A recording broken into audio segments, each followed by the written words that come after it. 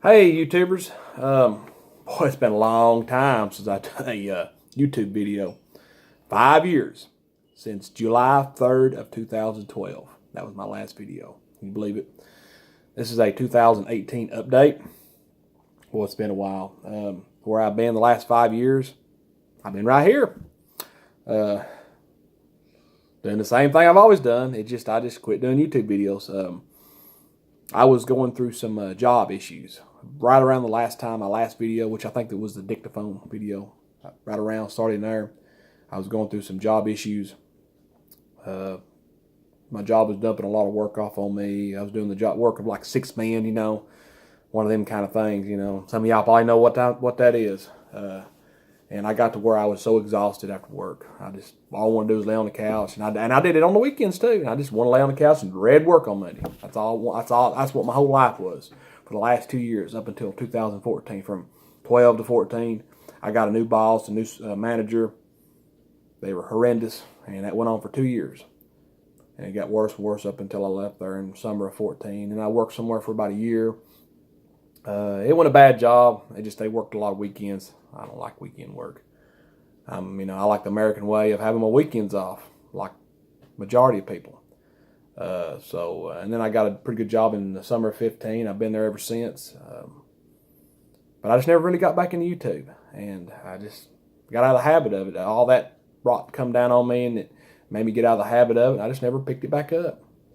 And pretty recently, my girlfriend encouraged me. She has a channel. She encouraged me to get back and start doing videos, doing YouTube videos, and I really want to thank her and shout out to her. And her channel is Sew.Knit Cosplay. If you guys out there got any wives out there that's in knitting or sewing or crocheting, she loves it. She does videos on that stuff. She has a big, huge pattern collection. Just really into that. Do videos on different patterns and sewing and all that stuff. So, check her out. Hopefully I'll have a link below of Sew.Knit Cosplay to her channel. But shout out to her, and her encouragement. And so, guys, wives, check her out. All right. Let's go around the house and up to my building and check out what I've acquired since 2012. There's stuff that I've acquired, there's stuff that I've sold. But let's check her out and stuff that I've acquired since 2012. Catch you in a minute, guys. Let's start off here with this Zenith radio here that I purchased. It's a 1938 Zenith 12S 265 that I purchased. And it fully recapped it. I had to have the knob rebuilt. It's got the original wood knobs on it. I had to have the original grill cloth in it, original finish. It just needed a full recap. I had to have the volume knob rebuilt. It would just completely turn around. And I had to replace the rectifier. And it plays beautifully. Have you ever seen the dials on these things? Well, this is my 1906 Victor 3. I bought it at a phonograph show. Probably about right around the last time I did a video. I bought it around in 12, 13. And I had to rebuild I bought it at a phonograph show out in North Carolina. Brought it home with me and got the original finish. Only thing I had to do is clean it up and rebuild the reproducer, which involves new gaskets, new diaphragm, stuff like that in there. On to the other show. All right, this is my my Edison cylinder upright player. I think this is one of the first videos I ever done on YouTube was of this machine. This was back when I first picked it up and got it playing, and it was still in this original attic type horrible finish. So, I've had it refinished since then. It plays okay. And I thought about selling it, but I keep all my cylinders in here. It's a good place to keep my cylinders stored. It's Edison Umbrella 75, and it's I've been thinking about it, but it's a good place to keep my cylinders stored. Let's go and move on to the next one. Okay, this is a Umbrella 30 tabletop machine, which most of you guys seen these things all the time. They're pretty well common. I keep this in my bedroom. I keep a few cylinders, my favorite cylinders on my chest of drawers that I play, and I bought this on Craigslist, and all it needed was just a good cleaning, reproducer, rebuild, and the springs repacked with grease. Because, you know, sometimes when the grease gets old in them, it turns into like a wax sludge, and it'll make a thundering noise when the springs let loose, unwinding. And, you know, it sounds pretty horrible. And that's about all how to do this machine. It's, you know, it sounds okay. You know how the cheaper Amarolas do, you know, that they're not the best sounding cylinder platers, but they get the job done. Okay, we're going to go, this is about all I keep in my house. All I keep in my house. Those are some of my favorite machines that I keep. That's all in the house. We're going to go up here in my building, which you've seen my building in the past. I didn't have hardly much in it in my last few videos 5 years ago, but she's pretty packed now. We'll go up here and check her out. I got all kind of junk in here. Let's look at her. I got a jukebox, which a jukebox I used to keep it in the house up until recently. I moved it out here. Been doing a little work to it. It's a Seedberg HF 100. Got 100 records in it. 50 records, 100 selections, both sides. Okay, let's start off. Oh, I got so much stuff in here. Woo! We start off with a Admiral television, blonde, 12-inch TV. I picked this up at the big 127 yard sale about 3 years ago, and I fully restored it, but the yoke had a major break in the wires in it, and I've never been able to purchase a yoke for it. So it's kind of in sitting in midair, you know, on the restoration, but it's fully recapped, and so the picture would be slanted real bad. I could never get a picture at the time because I never could get the yoke right. So I just kind of dropped this, let the restoration on it go. Okay, above it I've got a Atwater Kent with a matching speaker. This dates from the 20s. Well, the Admiral dates about 1948, 49. This dates from the 1920s. I fully recapped. I think I bought the radio chassis at Craigslist, not Craigslist, 127 sale, and it was missing the speaker. And I was able to pick the speaker up on eBay later, a matching speaker goes with it, you know, so the green grate matches the green top there, and I fully restored it, and it plays pretty good if you run a good long antenna on it. This is just a bunch of junk I got piled right here. Okay, let's get through here. Okay, that's just a bunch of old spare jukebox parts that I got right here piled up. This is parts to my Seedberg here. Cram full of stuff. Okay, this is my Victrola VV43 consolette. I bought it off Craigslist from a guy who inherited it from his parents, from his original owner. And I had to, most of these old orthophonic machines had a back bracket broke, so I had to buy a reproduction back bracket. The reproducer was just shot. They're made out of pop metal. It was cracked. I was able to buy another one, do a little work to it, put it in there, clean up. It sounds okay. I've been wanting to put this machine up for sale here recently. I just haven't. I ain't got around to it because of this machine. This is a Hoss right here. This is probably right next to the credenza as far as orthophonic machines.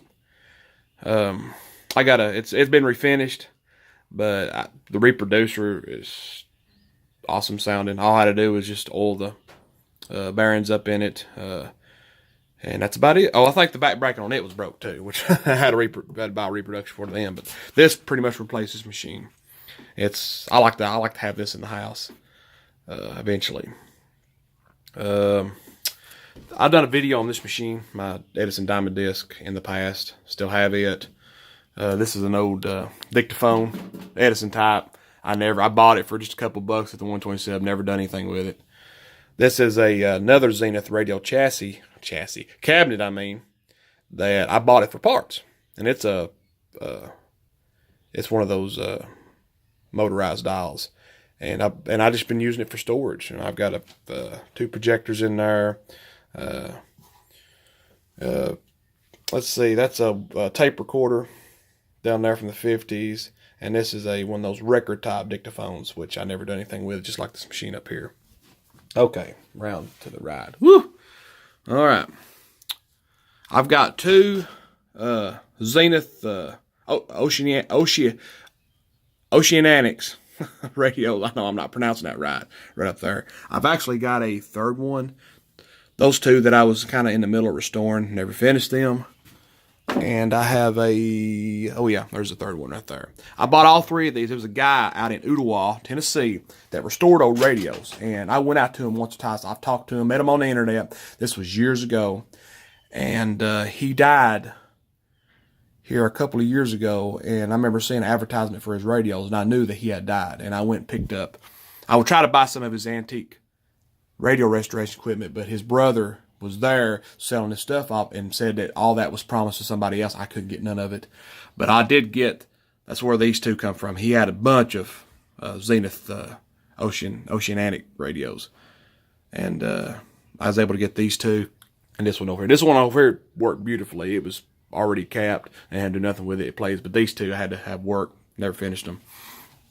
Just a bunch of extra junk parts up there. Radio cabinet, chassis, just junk parts. I don't even remember where I got this TV at, black and white TV.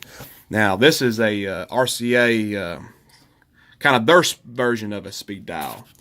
It, you can, instead of it turning a knob and the dial moving back and forth, you just hit the buttons, and the dial will move automatically to the station. And on this come out in 1930, this is pretty more high tech.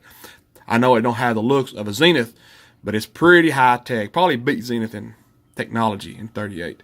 I bought this off Craigslist, and I recapped it and had to replace a couple of tubes, vacuum tubes in it. And it needs a little cabinet work. It's missing some, stuff on the knobs, and it plays really, really good.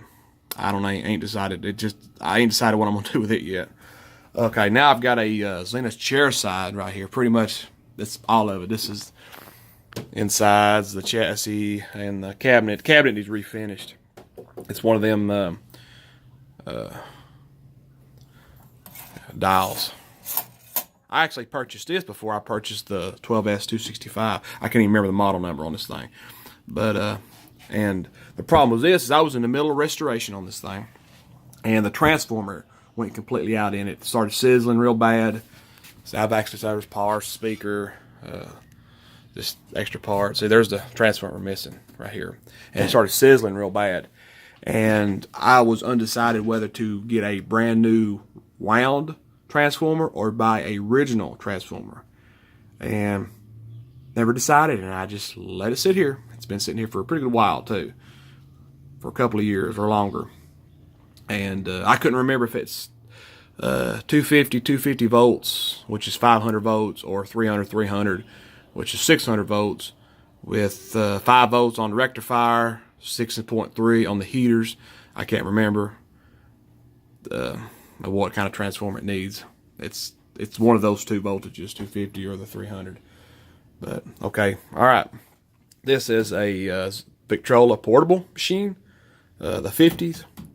I bought it in about 2 years ago, I think. I went to Daytona on a little small vacation, and in between jobs, and I brought it back. I found it in an antique store. Believe it or not, usually this stuff in an antique store is outrageous, but he had it for less than $100 in an antique store. So I jerked it up, and it just needed a little adjustment on it, reproduce, rebuild, which all of them do. And I jerked it up pretty easy, and I flew down there because I ended up changing jobs, so I had to go on vacation really, really quick. So I had to find a way to package this inside my suitcase and put it back on the plane. And I did, and it's here. So this is my wire recorder. I did a video on radio broadcasts in my past. Still own it. This is just an oven. I got this out here. I still have it. Now my tabletop that I did on my... I sold it. I don't know why. I should have kept it for blades 100 times better than this machine. I wish I hadn't sold. I wish I'd sold this machine, but I wanted the console, and I sold it a couple years ago at the 127 sale. Wish I had. I like to have another tabletop. I've got 4 radios right here. All of them needs to be sold. I got a Philco right here. I've got a Silvertone right here, and then I've got I can't even remember what brand it is. Way over here. I can't even get to it. It's kind of an off-brand radio console. I restored all 3 of them. This one's missing. I dropped some parts out of this one recently, and I need to put them back in there. And I'm going to sell all 3 of these in the near future. Don't know when. Okay.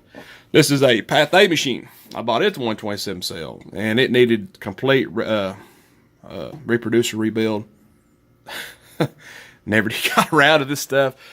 I buy this stuff, and I'd work on half of it and let it go. I don't know what's wrong with me, guys. But it just needed a full reproducer rebuild, and this was broke on it, but I didn't have no Path A. I always wanted a Path A machine, and just at least 1 or 2 Path A records, because they're really neat. The needle starts on the inside and work their way out. They're, it's French. It's a French machine. It's all in French. It's all in French. They're really weird machines because of there's like a car that drives the steering wheel on the right-hand side, over in Europe, it's, they had to, the needle starts in here and works its way out while it's playing the record. It's weird. There's all my restoration equipment. Pretty much that whole shelf's restoration equipment.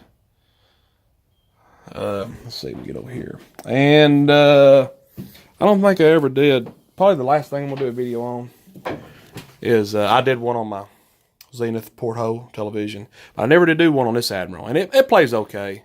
The picture tube is kind of light on it. But, I restored it.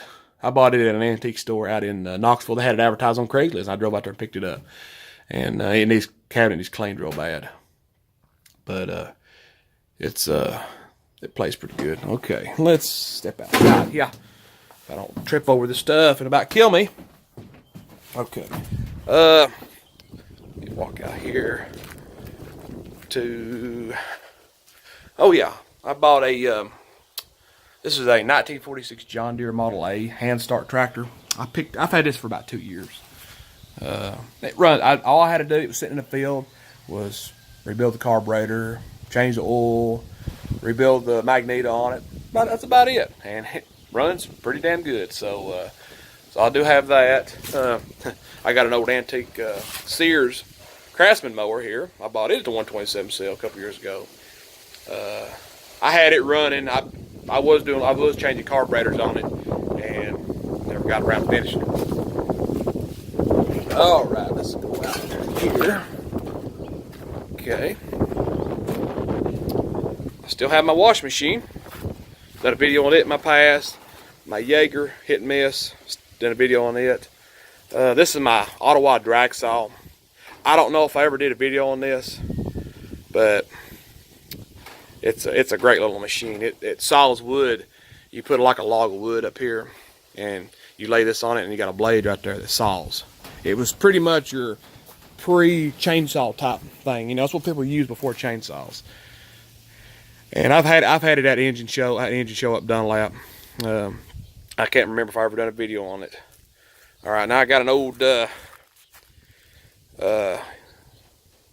Jacobson reel mower. It's a 2-stroker, and it's probably built in the 70s. It's not really antique, but it's something I played around with. I've got an old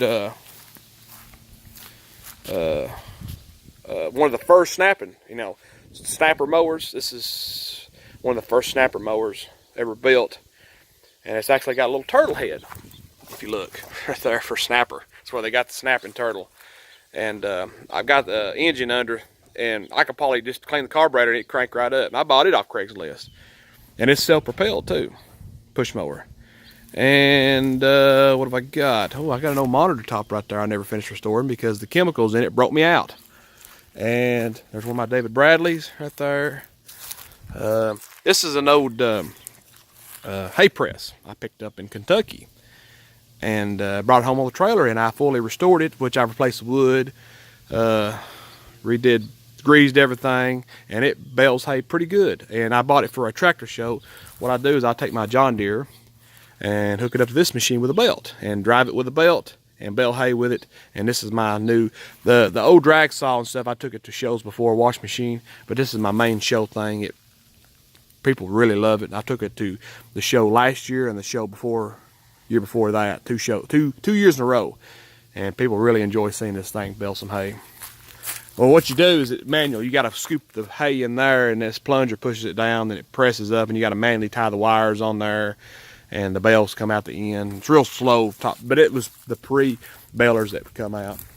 There's my old David Bradley with a cordwood saw sitting out in the rain. And I got a couple of David Bradleys down there I need to sell with attachments. Ooh, I got so much junk around here.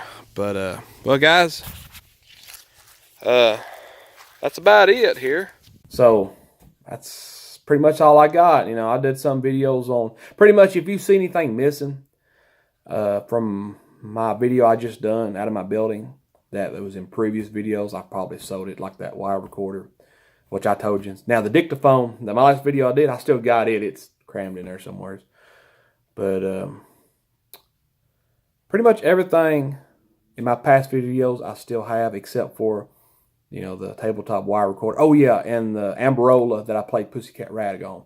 I sold it. Oh, I forgot about my tabletop Edison that had the horn on it. I sold it. That's ones I can think off the top of my head that I've sold. But that's stuff I've acquired, and you know, usually I finish restoration. There's a lot of stuff in that building I never finished, but because you know parts are really really hard to find, like for the Admiral TV and the Zenith chair side. That's the Zenith chair side's a real easy fix. The cabinet's in real bad shape. It needs refinished, and I'm scared to have it refinished. I'm afraid it'll turn out like my Amberola 75 upright that's in the house. It's you can tell it's, you know, I like a refinish that looks original, but it's hard to get that. But I had that one done, you know. And I mean, you can just look at anybody can look. Anybody, it's not even in the ante can tell it's been refinished. You know, I just don't have that shine. It just somebody just stripped it and throwed on varnish. You know, so there's my 2018 update, guys. Hope you enjoyed it. I hope I can be able to get more videos. And thanks, shout out to my girlfriend that's really encouraged me to get back into YouTubing, and you know, kind of wore me down, get back into YouTubing. So hopefully I got more videos to come out there, guys. Catch y'all later. Take it easy.